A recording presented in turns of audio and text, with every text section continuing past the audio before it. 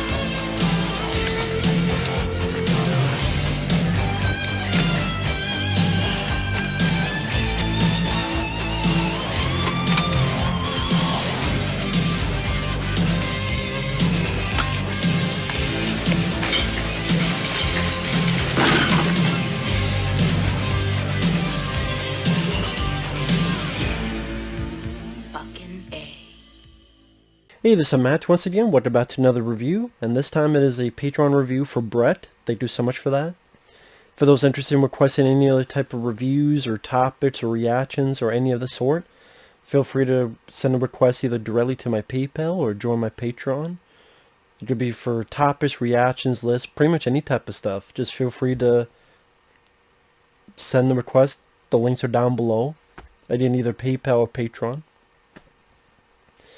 But PayPal or Patreon, if I learn how to talk and speak instead of mumbling my words.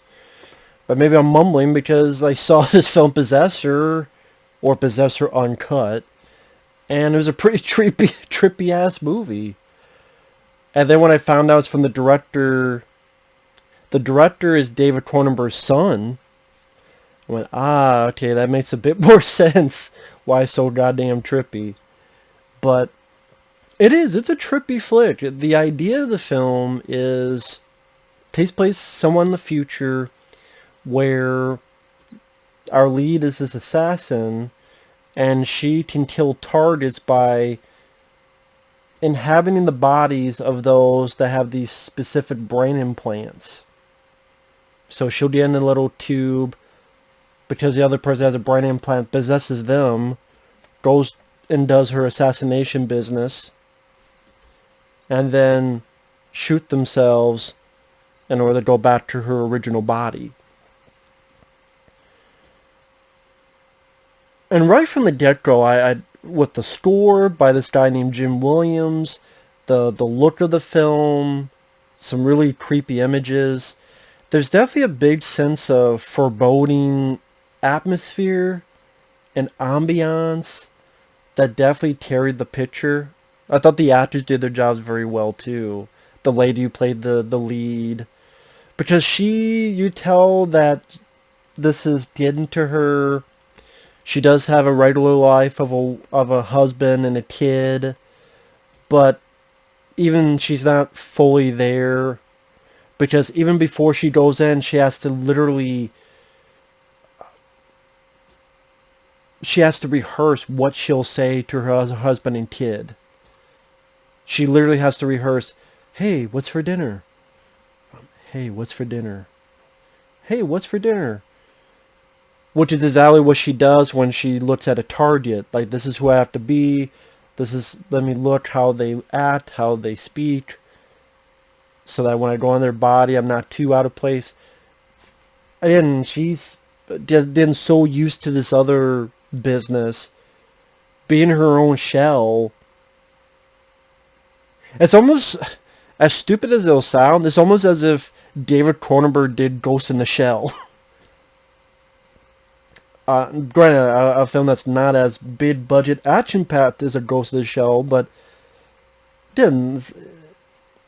And this is Cronenberg's son, but for some reason it kept making me think, like, if they did their own twisted version of Ghost in the Shell, in a way, this is what it is. One thing I thought was kind of neat, how at the very beginning, remember back in the day when you would see a program, whether on TV or VHS, and it'd have that text at the beginning that goes, "The following film has been modified from his original version." They do that, but it's "the following film has not been modified." And then you have the title, and this is uncut. Which is only one cut. But I like that a little bit. I thought was kind of clever. I'm like, okay, that's a nice takeoff from seeing those various times back in the day. They did a little twist on it. That, again, I thought it was clever. And you do have some body horror elements. For example, when possessing these people, there'd be times where maybe she's fighting with the host and her handler. Actually, her handler is played by Jennifer Jason Leigh, who I guess she's like a retired assassin. And it's interesting because Jennifer Jason Leigh worked with the director's dad, David Cronenberg, on Existence. Which honestly, I like this more than Existence. I could never get into, and the ending was confusing the fuck out of me. Even though I get what it was going for. Are they in the game? Are they out of the game? Well, we never know. But it just annoyed the piss out of me. Like this one, I enjoyed more as a movie. I gotta be honest. But like I was saying, with the body horror, there's a little bit there, like getting the host to stick this thing in their brain and let this dial to get them sort of tuned up, or when it goes. Do I want to give that away?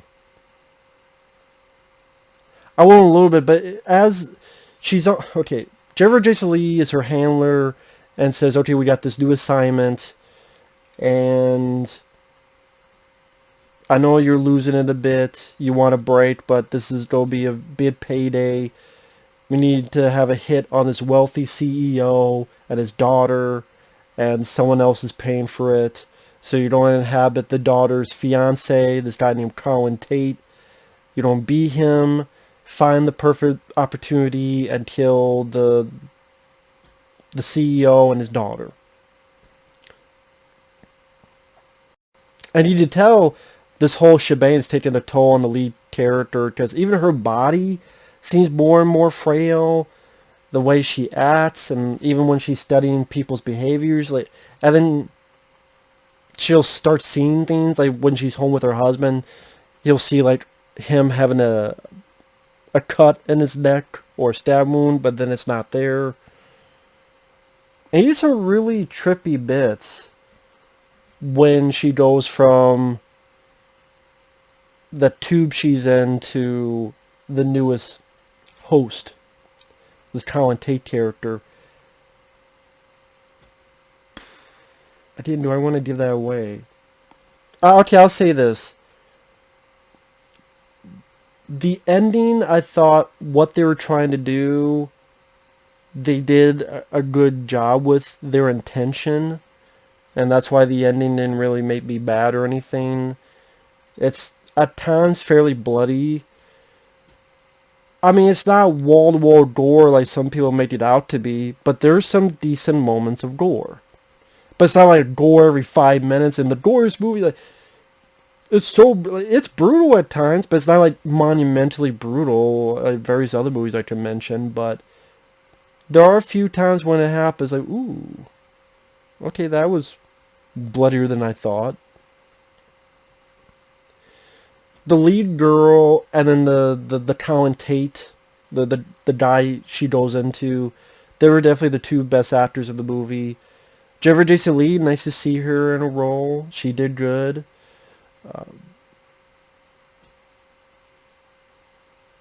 Part of me wish she was the lead. Even though the lead girl did a good job, it's just like, oh, it's Jennifer Jason Leigh. I like to see her as lead. I like Jennifer Jason Leigh ever since the original The Hitcher when I saw that movie. Sean Bean makes an appearance in this. He did fine for what he had to do. And like I said, it has a combination of this trippy, creepy atmosphere, ambiance mixed in with some of the visuals in the score. It's a well-shot movie. It's a well-acted movie. And it definitely... A lot of people go into a lot of themes and thoughts. To me, I kind of took it as face value. I just thought it was a really interesting take on this story where...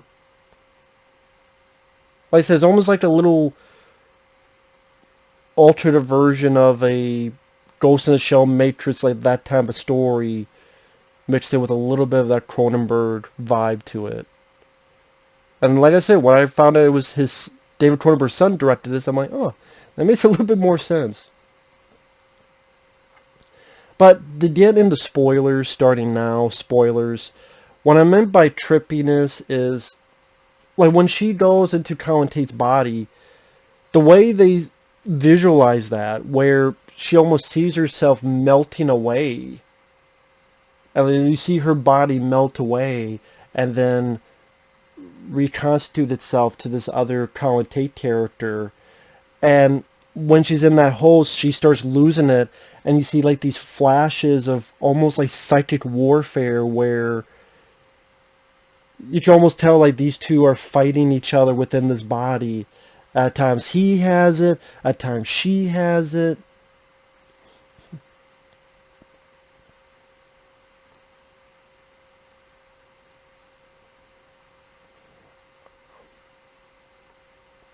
And it's almost as if the lead is not... Which honestly, the lead is not a likable character, but on the flip side, I don't think the movie's really trying to make us think it's a likable character, because she's a ruthless assassin. And that's kind of the culmination of it. She becomes much more ruthless and completely cold-blooded by the end. That's kind of the journey of this character, is that by the end she's become completely cold-blooded. I would say to her handler, the older, retired Jennifer Jason Leigh's, to her satisfaction. So it is like a culmination of this one character completely losing their soul. That's the way I looked at it. She has a little bit of soul at the beginning with her family. By the end, she's lost her soul. So it's... Like I said, I do think this is a film that did that well. And there are times where people try to throw that at the end or whatever, and it seems like a cheap shot or out of the blue or just there for shot value. I did here... I thought they worked enough of a build-up that seems in sync to where it's going. Other trippy moments in that guy's body when he has to have sex with his fiance, the CEO's daughter. There's a point that she visualized her... She's in that body, but she's visualizing herself with like a dick. And I'm like, what the hell is like... That's definitely Cronenberg. Chip off the dad's, block. There's the creepiest moment in the film. This is the moment that really synced it in with, okay, this is a movie worthwhile in some aspect. There's a moment...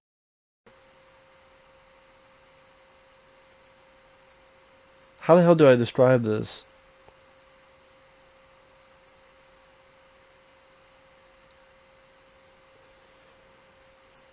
She's in the guy's body, but then you get these red flashes where the girl is there, and you see the guy coming in, choking, almost as if you'll get out of my body, choking her, crushes her face, takes the face off, puts it on as if it was Leatherface. And just the way it's shot, and this guy having this woman's face on him, and it's the poster of the movie, honestly. I guess, I saw the poster, but I didn't think it would be in the movie, because I thought, okay, just one of those weird visuals they put on it to get people's attention. Like back in the day on the VHS, how many times did you see a VHS where the cover, none of that's in the movie? Just something that looks creepy, or looks cool, or looks... But I'm like, holy shit, like, they're just... And that's sort of a symbolizing of him taking control for at least a while. Like, okay, you're gone for a bit. I'm taking control. You're in my body. Well, Now you're listening to me.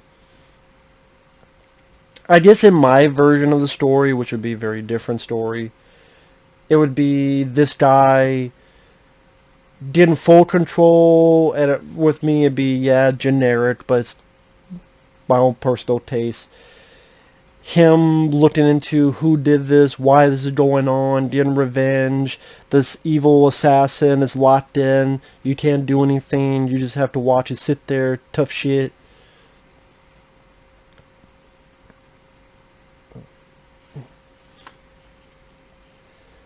But that's not exactly how it goes here.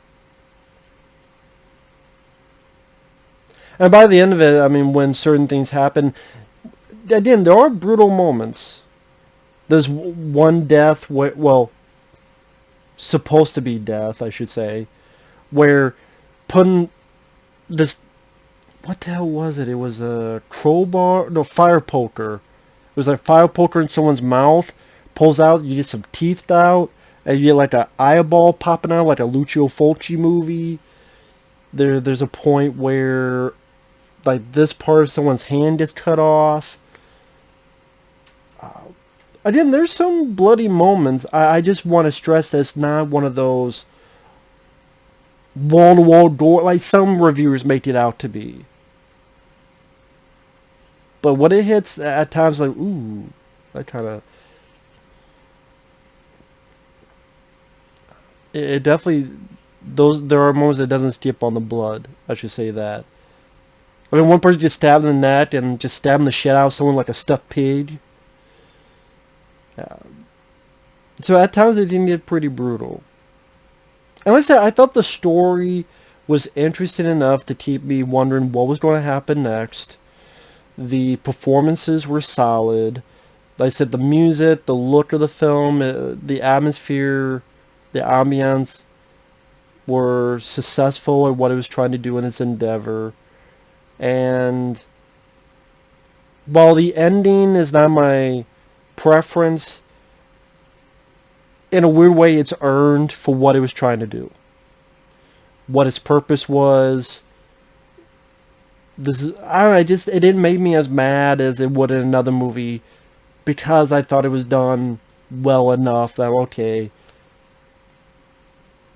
this may not be a film I rewatch again, but it did this job well. As for problems, I don't have a whole lot. I mean, yeah, I thought it did.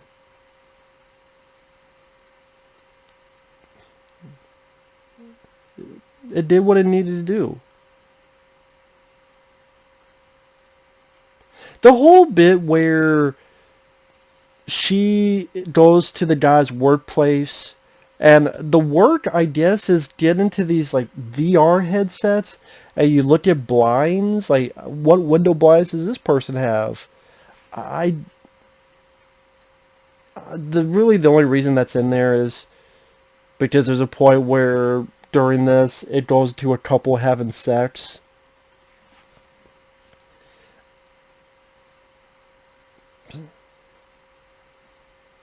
And then just, staring. I'm like, well, you just had sex with your husband, assassin lady. So I don't know why you're so, honed in on sex. Honestly, that whole bit could have been taken out. I'm sure people are like, oh, no, I don't know. To me, I don't think you would have lost much with taking that stuff out. Because it just wasn't that interesting. I don't think it really told as much. At least nothing that wasn't told before and after that scene. I think if you cut it out, I don't think you would miss much except improve a little bit of the pacing, the running time. And yeah, I'm sure someone will have some kind of deeper meaning about that sequence, but whatever it was, I think it was done before and after. So either it was redundant or it was pointless. Take your pick. But other than that, I don't really have much issues with the movie. So, I mean, for what type of movie it is, it's not like it lied to me and said it was an action film, but it wasn't. It's not like it lied to me and said, no, this is what it was. And It's okay, movie. You're upfront with me. Cool. At least you're not trying to trick me like some movies. Some movies do try to trick their viewers because they want a bit more of that money. But yeah, Possessor, did not mind it at all. So, with that said, thanks for watching. Take care. We'll see you guys later. Bye-bye.